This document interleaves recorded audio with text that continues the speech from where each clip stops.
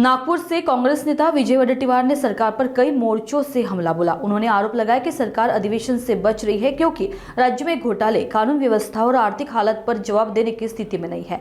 नागपुर अधिवेशन पर भी उन्होंने सवाल उठाए। ईवीएम और स्ट्रांग रूम को लेकर वडेट्टीवार ने गंभीर चिंता जताई। उनका कहना है कि कई जगहों पर गड़बड़ियों की शिकायतें मिल रही है और यह खुद शक पैदा करता है। पार्थ पवार से जुड़ी जमीन घोटालों का मुद्दा, मनसे से संभावित बैठक, ठाकरे दिग्विजय मुलाकात और तपोवन में पेड़ों की कटाई पर भी उन्होंने सरकार को आड़े हाथों लिया।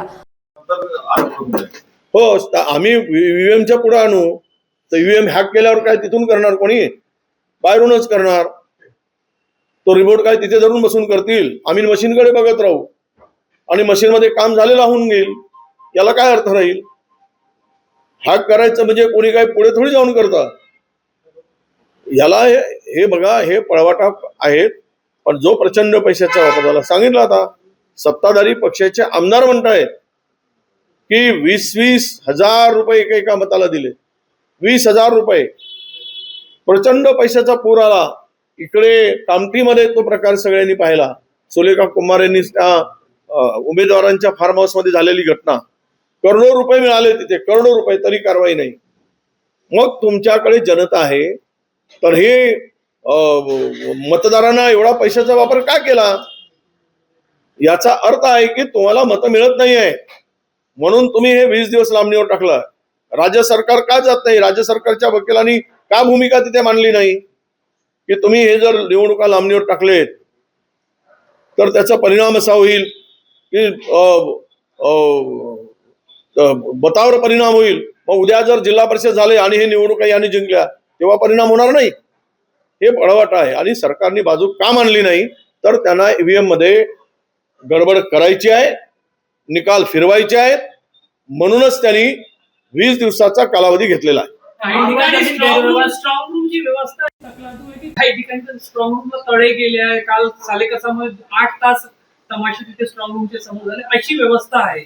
अनेक ठिकाणच्या तक्रारी येत आहेत, गोंधळाचं वातावरण आहे। आम्ही म्हणालो की तिकडे जॅमर बसवा, मोठी स्क्रीन बाहेर लावा, त्याचा एक्सेस निवडणूक लढणाऱ्या उमेदवाराला द्या, तो मोबाईलवर कुठूनही काही बघत बसेल।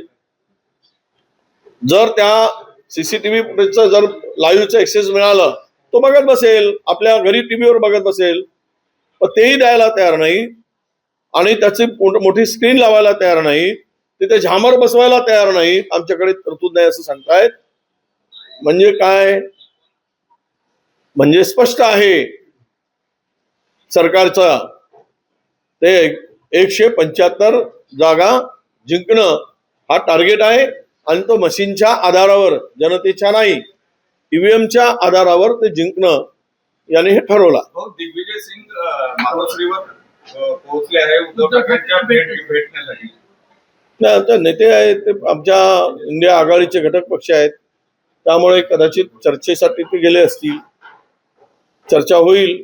पुढच्या महानगरपालिकेच्या, जिल्हा परिषदच्या निवडणुका सुद्धा आहेत।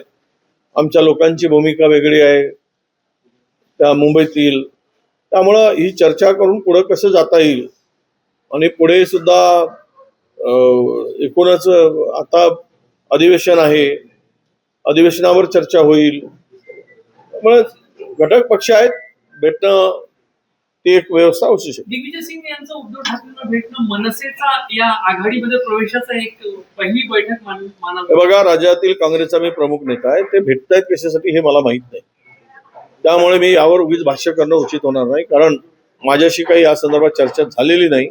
जर त्याबरोबर चर्चा असती तर मला आणि प्रदेशाध्यक्षांना, आम्हाला दोघांनाही ते कदाचित बोलवून घेतले असते।